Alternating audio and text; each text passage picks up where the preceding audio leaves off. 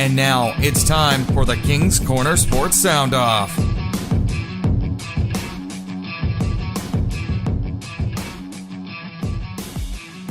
Welcome back, my friends. This is another edition of King's Corner Sports, the King's Corner Sports podcast. This is another Sound Off.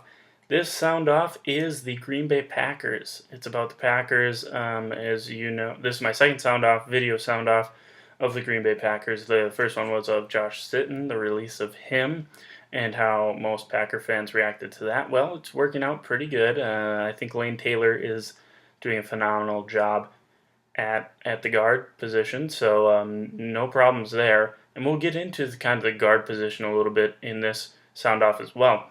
This Sound Off is about the Packers' identity, because the Packers are not a team.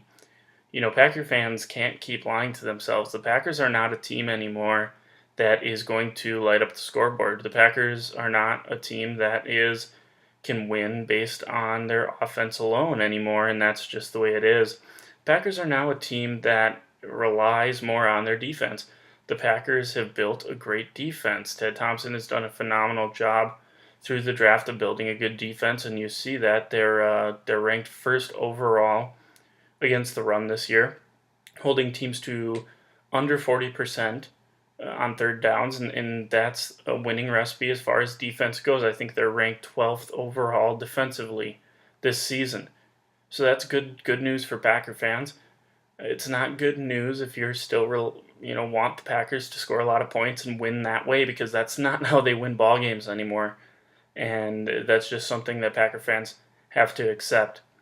And I'm pleased to be joined, first guest on the King's Corner Sports Sound Off edition, as far as the videos go at least. And I'm pleased to be joined by Mike Schroffnagel today. Mike, thanks for joining me, man, for this week's Sound Off. I appreciate that. It's a pleasure to be back on the show. Always a good time. And for those of you watching this Sound Off, make sure you go check out KKS episode 024. You can find that at kingscornerfootball.com/episode 024. Mike joins the show to give his picks for this week 6 in the NFL. But we're here, obviously, to talk about Green Bay Packers' identity. Mike, what do you see this identity as right now? Because for me, it's not this high-octane offense that is all reliant on Aaron Rodgers and maybe a solid running back and some good wide receivers, and Aaron Rodgers just producing magic and putting points up every which way. That's not the identity of the Packers anymore, in my eyes. What are your thoughts on that? No, I think I'm in agreement with you. You're seeing somewhat of a shift, and caution, Packer fans, that's not a bad thing. You look at the Patriot teams that were good. Tom Brady wasn't playing the ball 50 times a game. They had balance and they had a good defense. So, are we a defensive team now? No, we're a balanced team. So we can still put up 28, 31 points a game, but you're not seeing those crazy stats that looks like video games in the first half. Well, let me give you this stat. Why has this shift happened? Some people say Aaron Rodgers is in a slump, all that stuff. Here's the telling stat. The last time the Packers took an offensive player in the first round of the draft, which is where you get all your big weapons generally, 2011. That was Derek Sherrod. I believe he's out of the league now. The one before that, Brian Bulaga. Offensive linemen, yes, they're important, but they're not the skill players.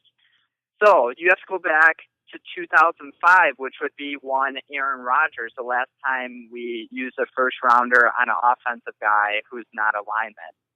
So that tells you that the Packers have been working for years, really a decade, to get the shift of the team from offensive to a more balanced team. And I think that's what you're seeing culminate between the end of last year and the beginning of this year.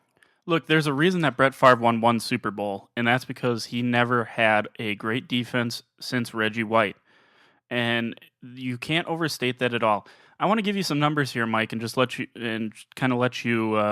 do what you may with them. 24.5 points per game. What's wrong with this Packers offense? That's 12th in the league. That's not awful. That's top half. That's going to get you into the playoffs most years. 25th in yards, yes, problem. 27th in passing, yes, we're not accustomed to seeing that. 12th in rushing, that's normally better than most of Aaron Rodgers' career.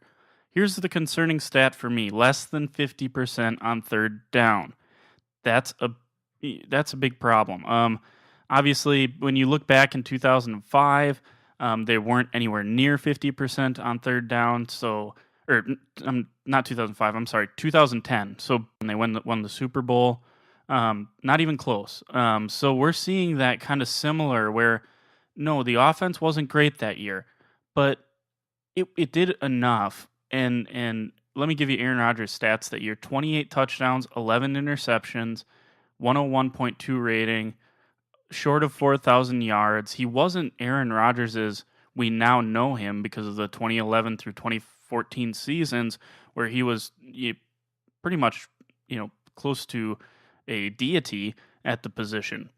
But here's some other stats you probably haven't seen. I know I can't remember Packers ever having 28.8 points per game on defense. That's 12th as far as defenses go in the NFL, 9th in total yards. Normally you think of the Packers, you think of, for a couple years there, they were giving up, I think they were last in the league with yardage defense. 24th in passing, defensive secondary is not playing that well. First in rushing, 42.8 yards per game. That's ridiculous. Now, a little bit of a disclaimer about that. They've played Jacksonville, Minnesota, although Minnesota did have Peterson for most of that game, Detroit, and the Giants. Those aren't good running teams. 2 yards per carry, though.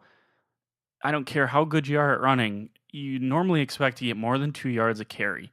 And here's the greatest part about it. 36% opponents' third down percentage. I think that's the best stat that the defense has other than their rushing defense. And we'll see how that goes this week against a very good rushing team in Dallas. So what do you think about those stats, Mike? I think it hits the nail on the head right there. It echoes a lot of stuff I said about the Packers put a lot of money and time and draft picks in their defense, and now it's coming to fruition.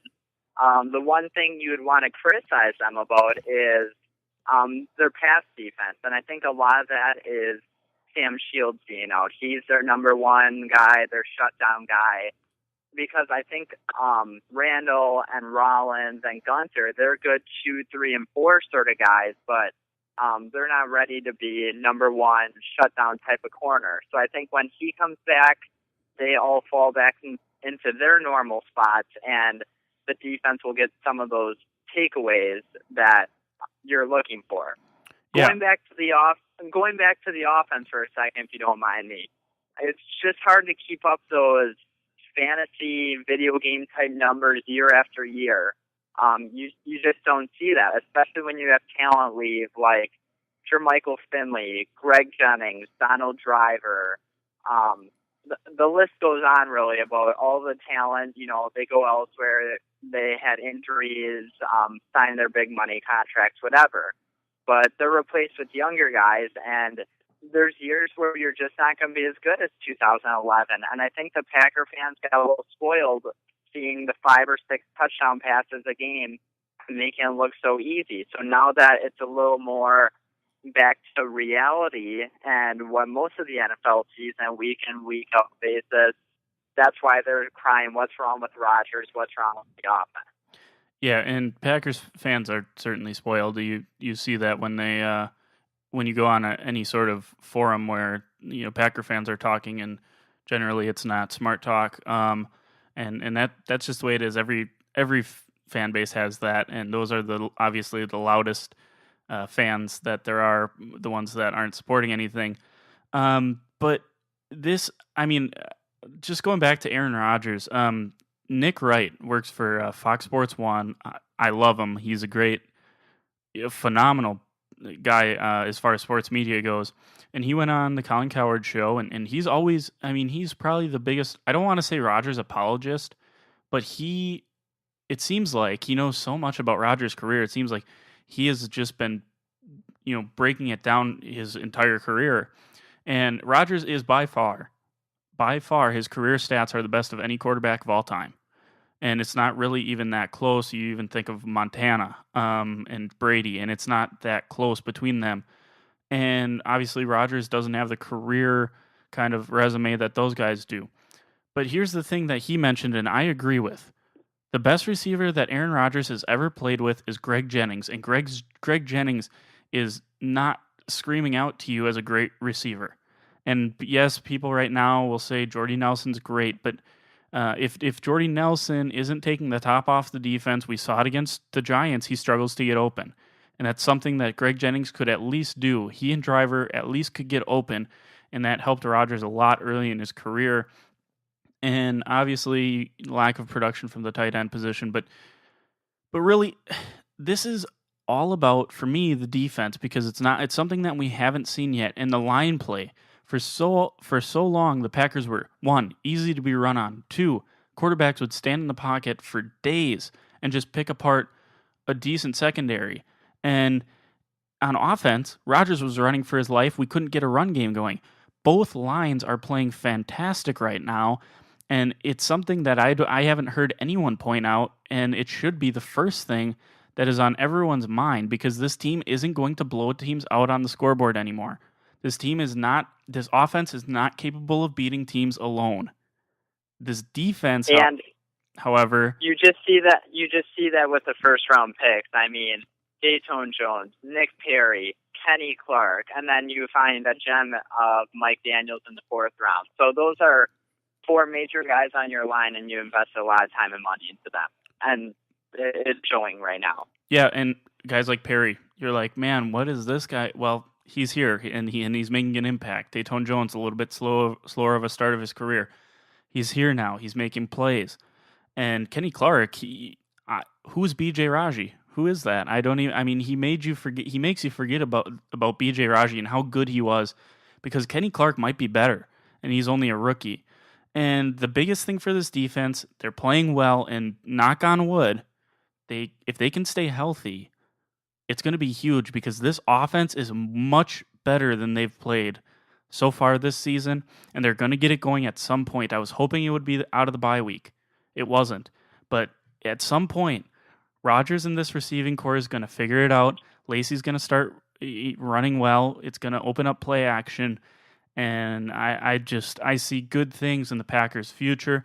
I'm hoping it starts this weekend, because you hate losing to Dallas, especially me down here in Oklahoma. All these Dallas fans, most of them very uneducated, but that's the way it is. Neither here nor there. Yeah. But so I'm hoping this offense can break out of it, but until then, there's a lot of things in the NFL that you can control. One of them is your line play. That's not dependent on the weather. That's not dependent on much of anything, rather other than going out there and just playing hard. And both sides of the line are doing that right now, and it's really, really fun to watch. Lane Taylor, how about him? Really making you forget Jason Sitton. Sitton looks huge in a Bears uniform. He never seemed to look that big in a Packers uniform. I don't know if it's the colors or what. I'll leave you with this thought, and then I gotta go. But this thought: remember the Super Bowl last year? Carolina's offense against Denver's defense. Defense wins championships, and that is Mike Schroffnagel sounding off with King's Corner Sports. So long, everyone. All right, thanks for joining me, Mike. I appreciate that. And yeah, Mike's right.